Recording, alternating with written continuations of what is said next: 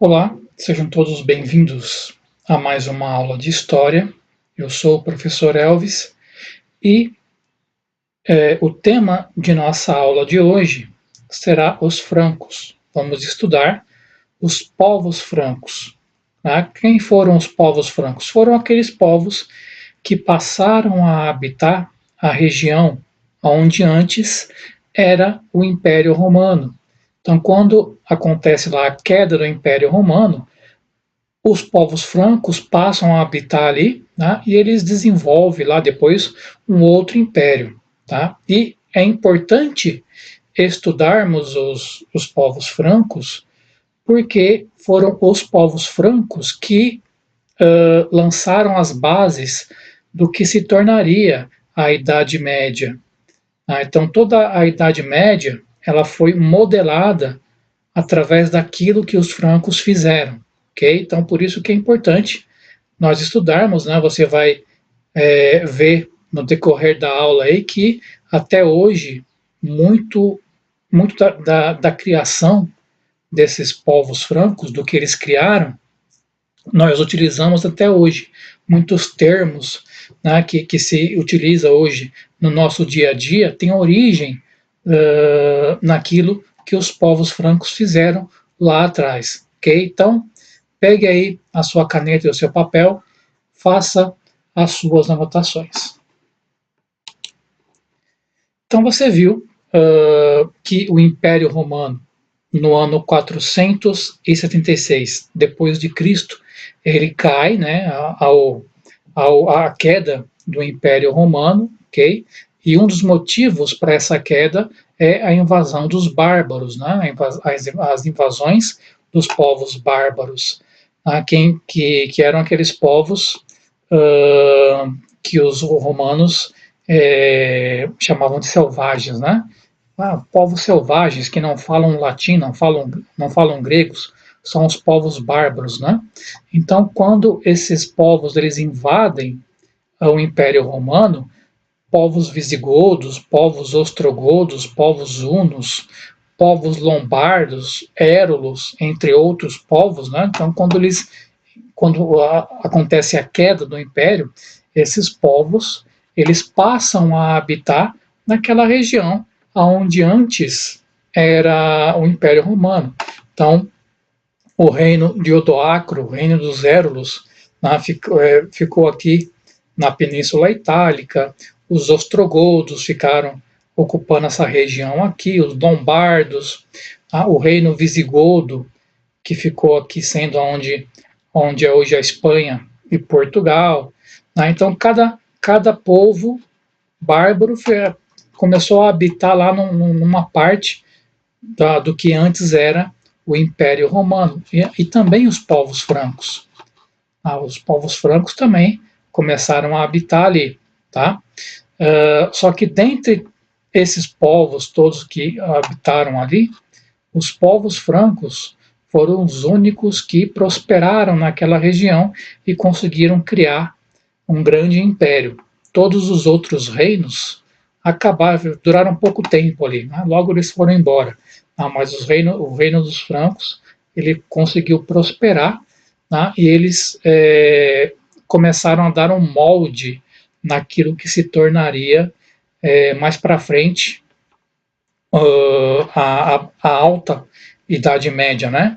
Os historiadores, para estudar melhor a questão da Idade Média, eles vão dividir a Idade Média em dois principais períodos, que é a Alta e a Baixa Idade Média. Né? A Alta Idade Média é quando começam a surgir e começam a se desenvolver todas aquelas características que deram origem à Idade Média. Tá? E a Baixa Idade Média é quando ele está acabando, né? Quando essas características vão enfraquecendo, né? Quando no finalzinho da Idade Média ali, nós chamamos de Baixa Idade Média. Tá? É o final da Idade Média. Ok? Então, os povos francos, eles eram povos germanos, né? Eles fazem parte de um grupo maior chamado povos germanos ou germânicos, tá? Os povos germânicos, eles eram um grupo de vários povos, não é um povo só, mas era um grupo que compreende vários grupos distintos, tá? Mas todos eles têm uma mesma característica. Todo povo germano, eles são de origem do norte da Europa, eles vêm do norte da Europa, todos eles falam a língua germana e todos eles têm as mesmas crenças, né? Eles adoram ali os deuses nórdicos, eles são politeístas, então eles adoram os deuses nórdicos, né? O deus Odin, o deus Thor, o deus Balder, né? E dentre tantos outros deuses, o deus Loki, né? Então nós conhecemos hoje em dia melhor através do cinema, né? Das revistas em quadrinhos, né? Que são baseados nessa mitologia nórdica, na mitologia germana. Tá? Então, isso é para você ver como que, de uma certa forma, essa cultura nórdica ela ainda sobrevive através desse meio aí, né? da cultura pop. Okay? Então, os povos germanos compreendem vários grupos, tá? Que têm uma mesma origem. Tá? Então, você tem os povos alamanos, você tem os anglo-saxões, você tem os povos batavos, os povos búrios, tá? Os povos bávaros, tá? E tantos outros povos que também são povos germanos, porque possuem essas características aqui. Tá? E uma coisa que é importante você saber é que quando esses povos eles invadem aquela região onde antes era o Império Romano, a única instituição romana que consegue sobreviver a essas invasões foi a Igreja Católica Apostólica Romana. A Igreja Católica foi a única instituição do Império Romano que consegue sobreviver a essas invasões. E como que ela consegue essa proeza? Principalmente graças à habilidade dos sacerdotes católicos de fazer negociações com esses invasores. Os invasores, eles percebem que a Igreja Católica poderia ajudá-los nesse processo ali da invasão. Tá? Então houve ali uma troca, uma negociação entre a Igreja e esses invasores. Tá? Em troca de proteção, a Igreja passou a ajudar na legitimidade desses povos, como a maioria da população era cristã católica. Tá? Então, com o auxílio da Igreja, então, esses povos bárbaros eles perceberam que eles precisavam do auxílio da Igreja, tá, para ajudar eles a se estabelecer no lugar. Tá? Então, esse foi o acordo entre a Igreja e os invasores francos e demais povos também. Okay? Então, os francos, eles são povos germânicos, certo? Eles vêm do norte da Europa, eles falavam a língua germânica e eles acreditavam nos deuses nórdicos, ok? Odin, Thor, entre outros, tá? Mas esses povos francos, a princípio, eles não eram um povo unido, eram grupos dispersos, haveriam vários grupos com as mesmas características, né? Mas eram povos que viviam separados uns dos outros, né? Eles viviam assim dispersos, cada um com seu próprio líder, tá? Até que apareceu um líder chamado Meroveu. Tá? O Meroveu foi um líder dos francos que ele foi o primeiro a conseguir iniciar ali um processo de unificação dos povos francos, certo? Depois do Meroveu, quando o Meroveu morreu, ele teve um filho chamado Childerico. Tá? O Childerico ele continuou esse processo de unificação, tá? Mas foi o filho do Childerico, chamado Clovis, tá? Que conseguiu implementar de fato essa unificação. Tá? Ele conseguiu unir todos os francos, né? E conseguiu fazer um povo unido, tá? Um povo realmente unificado ali, tá? Então o Clovis, esse aqui é o Meroveu, tá? Primeiro líder dos francos. O Clovis é esse aqui, tá? O rei que unificou os francos, certo? O Clovis, ele era casado com Clotilde. Clotilde era uma cristã católica romana e, por influência da Clotilde, o Clovis ele acaba sendo batizado como cristão. O Clovis ele era pagão, né? Acreditava lá nos deuses nórdicos, nos deuses germanos. Mas aí ele se converte ao cristianismo por influência da esposa dele, da Clotilde. Né? Ele é batizado. Né? Clovis ele é batizado, né? Aqui o Clovis sendo batizado. Tá? E esse batismo do Clovis acabou ajudando a consolidar o poder dos francos na região. Ele foi batizado ali pelo próprio Papa, né? Então, quando acontece isso, aquele povo que era, na sua maioria, católico-romano, acabou aceitando melhor ali a questão do reinado do Clovis. Tá?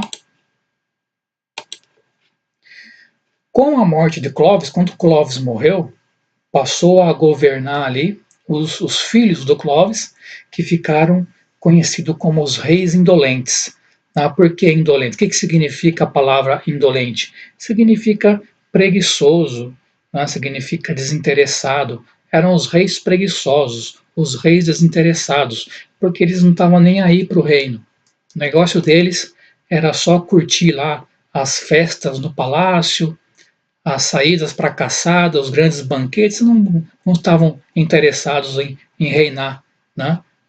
Como seria a obrigação deles. Então, como eles eram indolentes, quem passou ali a tomar conta realmente de fato lá foi o mordomo do palácio, um cara chamado Carlos Martel, Carlos Martelo, o apelido dele.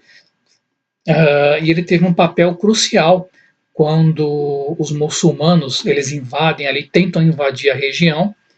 Os muçulmanos eles já tinham invadido a região da Espanha e avançaram para o reino dos francos, né? E como os reis eram indolentes, coube ao mordomo do palácio, né, organizar os exércitos e enfrentar os muçulmanos. Tá? E na batalha de Poitiers, Carlos Martel ele conseguiu barrar esse avanço muçulmano. E é por isso que ele é considerado até hoje o salvador do cristianismo na Europa, porque se não fosse por ele, toda aquela região ali teria sido tomada pelos muçulmanos. Tá? Então, Carlos Martel, mordomo do palácio, recebeu o apelido de martelo porque nas batalhas ele usava um martelo, né, para defender o reino. Ao que parece, lutar com o martelo é uma antiga tradição dos nórdicos, né? Ok? Então, depois veio o Pepino o Breve. Pepino o Breve, ele era filho de Carlos Martel, tá? E coube ao Pepino o Breve derrubar o último rei indolente. Tá? Chegou lá para o último rei indolente, o Childerico III. Sai para lá, você é indolente, você é preguiçoso, porque você não quer saber de nada, então agora quem vai reinar sou eu. Tá? Então ele derruba, ele tira do poder o último rei, tá? E a partir daí se inicia o Império Carolíngio. Tá? Agora não vai ser mais Império Merovingio, não, agora vai ser Império Carolíngio, em homenagem ao meu filho, que era, o nome dele era Carlos, né? Filho do Pepino. Então, em homenagem ao filho do Pepino, né? Então, o Império Carolíngio. Tá? Assim que ele assume como rei, o Papa chega para ele e fala: ó, a gente vai apoiar o seu reinado se você for lá numa certa região e expulsar os povos lombardos de lá. Se você fizer isso, o Papa dizendo para o Pepino o Breve, né? Se você expulsar os lombardos de lá, a gente vai legitimar, a gente vai apoiar o seu reinado. Então, é isso que Pepino faz. Né? Ele reúne os exércitos, vai lá, na região, expulsa os povos lombardos, ele pega aquelas terras ali e ele dá, né, de presente para a igreja. Né? E essas terras que ele dá de presente para a igreja são as terras do Vaticano, até hoje, né? Que se tornou a sede da Igreja Católica até hoje. Então, essa terra aqui do Vaticano é a mesma terra que Pepino o Breve conquistou ali para a igreja. Tá? Com a morte de Pepino o Breve, quem assume agora o reino é o filho dele, o Carlos Magno. Agora, o Carlos Magno, ele se torna o mais importante rei dos francos, porque é durante o reinado dele que há a maior expansão, tá? O período de maior prosperidade dos francos é durante a época de Carlos Magno. Tá? Então, é o Carlos Magno que vai expandir o território, os francos vão ficar com um território lá grande, certo? É durante o reinado de Carlos Magno que acontece o renascimento carolíngio. Carlos Magno ele começa a investir pesado na cultura e na educação. Ele queria que o povo fosse um povo mais culto, então ele investiu ali, apoiou a criação de escolas, né, para as pessoas estudarem, apoiou as artes, né. Esse período ficou conhecido aí como o Renascimento Carolíngio. Tá? E no dia 25 de dezembro de 800 depois de Cristo, Carlos Magno ele é coroado como rei pelo próprio Papa, certo? E os francos conseguiram ali nessa época, na época de Carlos Magno, um território imenso, território bem grande, né? E para poder administrar esse território muito grande é sempre muito difícil de administrar, né? Então, para resolver esse problema, o Carlos Magno ele vai dividir o seu império entre marcas, ducados e condados, certo? São as divisões do reino aí, cada parte era administrado por uma pessoa que era escolhido a dedo pelo próprio Carlos Magno, né? As marcas eram as regiões nas fronteiras do reino, okay? Que eram administradas pelos marqueses, certo? Havia também os ducados eram as regiões mais amplas, né? Administradas pelos duques, okay?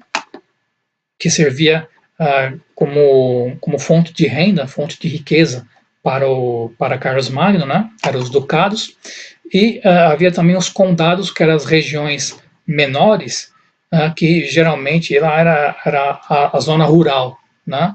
Onde ficavam lá as fazendas do reino, certo? Era comandado pelos duques, né? Pelos condes lá, aliás, os condados, né? Comandado pelos condes. Então, até hoje a gente usa esses termos, né? Conde, duque, marqueses, né? Até hoje você vê falando sobre esses nomes, né? Para você ver como que os francos eles lançaram as bases da Idade Média, né? E até hoje a gente sente no nosso dia a dia a influência desses povos, tá? Quando morre o Carlos Magno, então o reino passa para o filho dele, o Luís o Piedoso, né? Ele assume o reino, ok?